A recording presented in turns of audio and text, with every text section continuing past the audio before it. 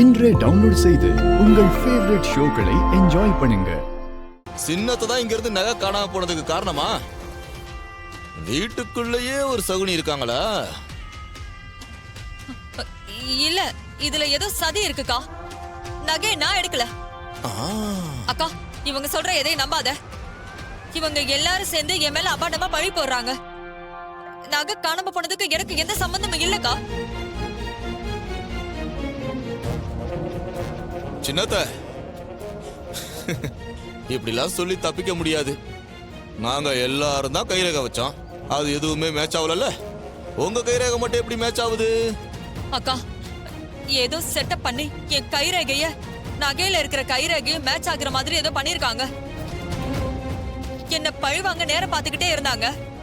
இப்போ இவ்வளவு பெரிய பழியை என் மேல தூக்கி போட்டு உன்னை என்னையும் பிரிக்க பாக்குறாங்கக்கா. ஏய், செய்யறதெல்லாம் செஞ்சுட்டு இப்ப மாட்டிக்கிட்டதும் டிராமா பண்ண பாக்குறியா?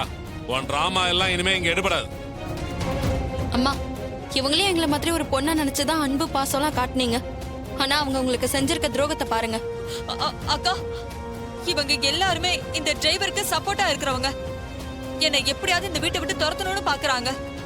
இவங்க சொல்றத வச்சு என்ன எதுவும் தப்பா நினைக்காதக்கா. என் தங்கச்சிக்கு கோயில் நகையை திருடணுங்கிற அவசியமே இல்ல. இவ மேல பழிய போட்டு நீ நல்லவன் வேஷம் போட்டா நான் நம்பிடுவேனா? முதல்ல நீ வெளியே போ. அப்படி சொல்லுக்கா. உனக்கு நான் துரோகம் பண்ணுவேனா? இவனை இங்க இருந்து இப்பவே விரட்டி விடுக்கா.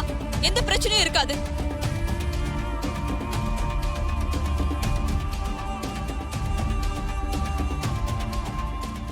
சார், நாங்க வரோம் சார். Okay, thank you sir.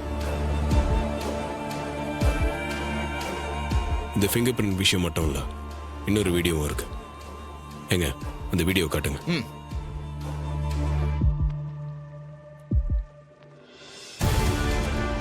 பாருங்க.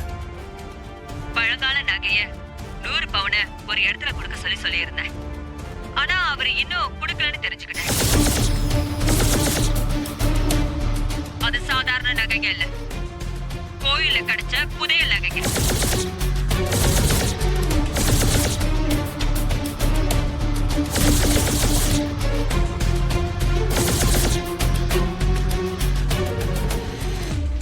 இந்த கோவில் நகைங்க முழுக்க எனக்கு தான் சொந்தம். இத அடைய நான் எவ்வளவு கஷ்டப்பட்டிருக்கேன் தெரியுமா?